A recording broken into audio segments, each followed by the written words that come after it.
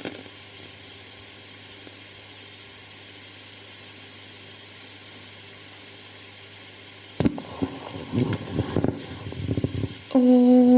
श्री गणेशाय नमः। ओम श्री सरस्वत्यै नमः। ओम श्री गुरुभ्यो नमः।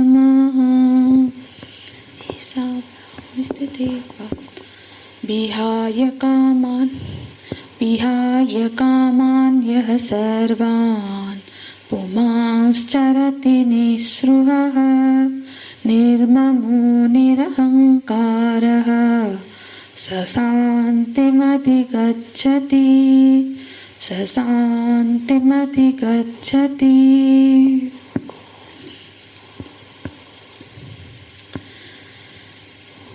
स्थितप्रज्ञ की चरम स्थिति का निरूपण करते हुए भगवान स्थितप्रज्ञों की उनकी दृष्टि कैसी होती है उसका निरूपण करते हैं।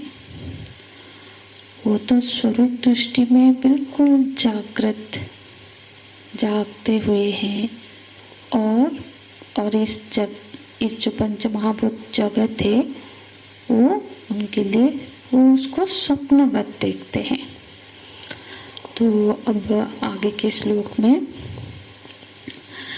उनकी कुछ और लक्षणों का वर्णन करते हैं भगवान।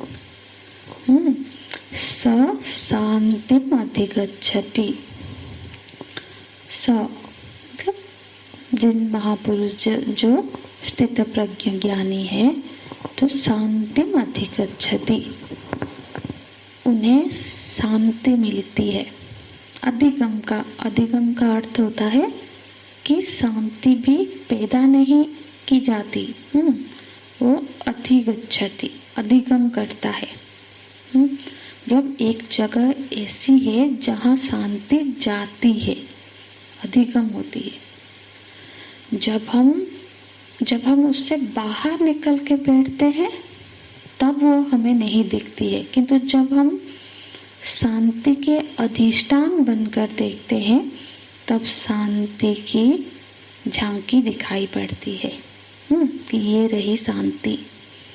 तो अधिगच्छति इसका अर्थ है कि हमारे हृदय में पहले से विद्यमान जो शांति है उसी का अधिगम होता है। कोई बाहर से शांति नहीं आ रही है, उसी शांति का अधिगम हुआ।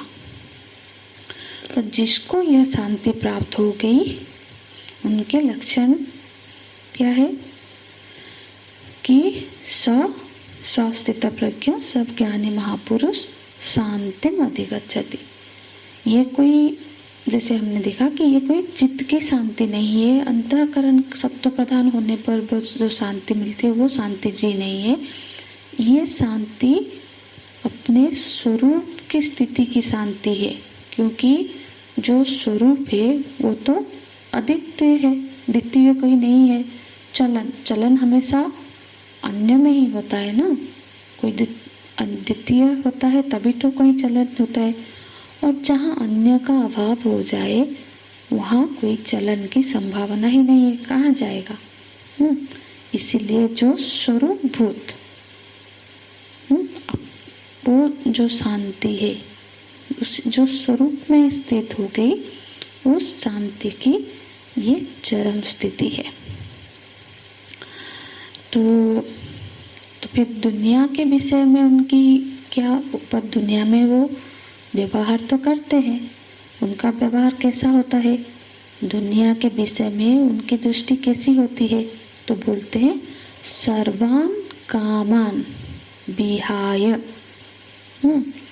सर्वान कामान विहाय कामान यह सर्वान पुमांश्चरति निःस्पृहः।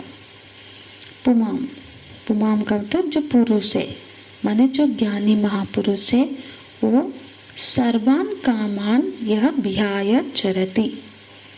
चरति माने विचरति, माने व्यवहार करते हैं, दुनिया में विचरण करते हैं, लोक संग्रह के कार्य में रत रहते हैं। चरति बोलकर भगवान क्या बोल रहे हैं, कि वो बिल्कुल ऐसे बैठे हुए नहीं है, समाधिस्थ ही बैठे हुए नहीं है, वो व्यवहार कर रहे हैं। दुनिया में उनके व्यवहार भी दिख रही है।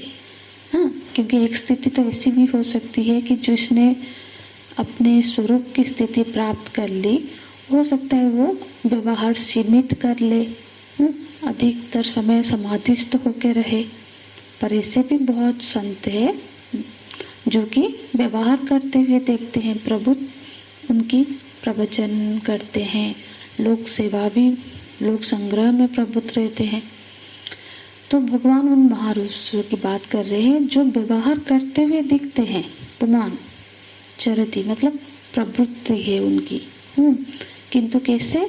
सर्वान कामान विहाय, समस्त कामनाओं का त्याग करके। इसका समझना है कि एक तरफ तो कामनाओं का त्याग हो गया और दूसरी तरफ व्यवहार भी हो रहा है।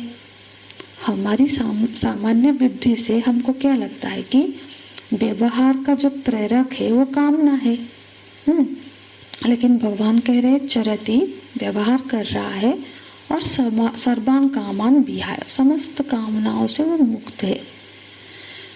व्यवहार कर रहा है मतलब शरीर, इंद्रिय, मन आदि से ही व्यवहार कर रहा होगा, और मन तो इच्छाओं का पुंज है। तो कामनाओं का जो पुंज मन है, मन के प्रवृत्ति के बिना इंद्रिय और शरीर कैसे प्रवृत्ति होगी? पर वो अपने कार्य कारण संघात मतलब स्थूल और सूक्ष्म शरीर से प्रवृत्त हो रही है, पर कामनाओं से रहित होकर। एक तो ये लक्षण है, और कुछ लक्षण भगवान देते हैं। निस्पृह, अब उनमें और किसी भी चीज के लिए कोई स्पृहा नहीं है। और निर्ममो, वो निर्ममा हो गए हैं, माने ममता से रहित हो गए हैं। और निरहंकार, अहंकार शून्य हो गए हैं। तो मतलब ये हुआ कि जो पहले कामनाओं का त्याग, फिर स्पृहा, फिर ममता और अहंकार का त्याग, ये क्रम है। पर कामना क्या है? जो कामना है वो क्या है? अप्राप्त वस्तु की इच्छा का नाम ही कामना है। तो जो स्थितप्रज्ञ महापुरुष वो क्या करते हैं? समस्त कामनाओं का त्याग कर दिया है। मतलब कामनाओं का त्याग कर देने पर भी जो उनके शरीर के निर्वाह के लिए जो वस्तु, व्यक्ति, पदार्थ आदि की जो आवश्यकता दिखती है, जीवन निर्वाह के लिए जो प्राप्त अप्राप्त वस्तु आदि की जो जरूरत दिखती है, उसी का नाम स्पृहा है।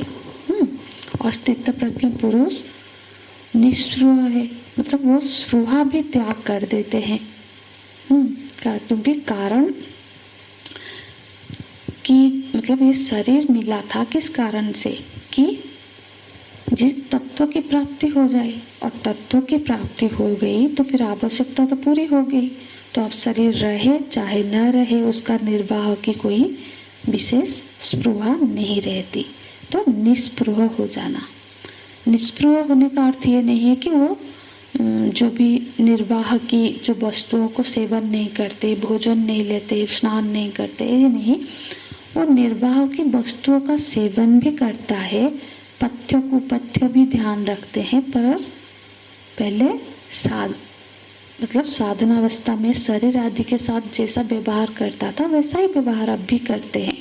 परंतु शरीर बना रहे तब भी ठीक है, जीवन निर्वाह की वस्तुएं मिलती रहे तब भी अच्छा है, और नहीं भी मिले तब भी, मतलब ऐसा कोई स्पृहा नहीं कि ये सब चीजें बनी ही रहे, मिलती ही रहे, परवाह नहीं होती।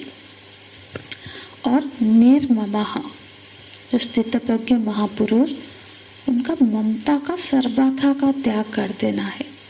तो मनुष्य जिन वस्तुओं को ममता मतलब जिससे मम भाव, मेरा है, अपनी ममता है, तो वो वास्तव में वो ये समझ जाते हैं कि जो जो जो भी चीजें है वो हमको संसार से ही मिली हुई है।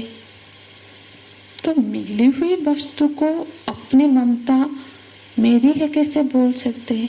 तो ये जो भूल धारणा है कि ये मेरी है, जबकि हर चीज समाज की, संसार की है, तो वो हमको मिली हुई है। तो जब ये भूल मिट जाने पर क्या होता है? स्थित प्रज्ञ वस्तु, व्यक्ति, पदार्थ, शरीर, इंद्रिया, ये सब के प्रति उनकी ममता विहीन हो जाती है, ममता रहित की स्थिति हो जाती है। और निरहंकार, तो ये शरीर में हूँ, यही तो अहंकार है। इस तरह का शरीर से तादात्म्य में मान बैठना, मानना अहंकार है। तो स्थित प्रज्ञा में यह अहंकार नहीं रहता है, क्योंकि शरीर, इंद्रिया, मन, बुद्धि आज सभी को जो कौन प्रकाशित करता है, किसके प्रकाश से मैं देखता हूँ, ये मैं बना है। जब उस प्रकाश का भान हो जाता है, हाँ, तो उस प्रकाश की स्थिति में जब दृष्टा भाव में स्थित हो जाता है, तो फिर तो ये शरीर, इंद्रिया, मन, बुद्धि, मैं बना, अहंता, ये सब दृश्यों की कोटि में आ जाते हैं। तो जब ऐसा अनुभव हो जाता है तो फिर तो अहंकार मिट ही जाता है। तो जब इस तरह से जब ये अहंकार मिट जाता है, माने इस श्लोक में कामना, स्पृहा, ममता, अहंता, इन चारों में अहंता ही मुख्य है। कारण कि एक अहम का निषेध हो जाने से क्या होगा? बाकी सबका भी अपने आप निषेध हो जाएगा। जब मैं ही नहीं रहेगा तो फिर मेरापना कैसे रहेगा? और कामना भी कौन करेगा और किस लिए करेगा? हाँ, जब निरहंकार कह देने मात्र से ही हाँ, बाकी कामना आदि का त्याग तो उसके अंतर्गत ही हो जाता है। हाँ, जैसे कि कामना से क्या होता है? पहले कामना से सूक्ष्म है स्पृहा, स्पृहा से सूक्ष्म होता है ममता, और ममता से सूक्ष्म होता है अहंता। जब साधक पहले कामना, स्पृहा और ममता का त्याग कर दे तो फिर तो अहंता का त्याग करना फिर उसके लिए सुगम हो जाता है। फिर स शांतिम अधिगच्छति, फिर वो शांति को प्राप्त होता है। कामना, स्पृहा, ममता और अहंता से रहित होने पर शांति आकर प्राप्त होती है। ऐसा मतलब ऐसा नहीं कि आकर प्राप्त होती है, जैसे कि हमने पढ़ा कि अधिगच्छति, जो हमारे हृदय में पहले से जो विराजमान शांति है, उसी का अधिगम हो जाता है जब ममता, अहंता, कामना शादी से अंतःकरण रहित हो जाता है। स शांतिम अधिगच्छति। ओम तत्सत्। ओम पूर्णमदः पूर्णमिदं पूर्णात् पूर्णमुदच्यते पूर्णस्य पूर्णमादाय पूर्णमेवावशिष्यते। ओम शांति शांति शांतिः। हरिः ओम। श्री गुरुभ्यो नमः। हरिः ओम।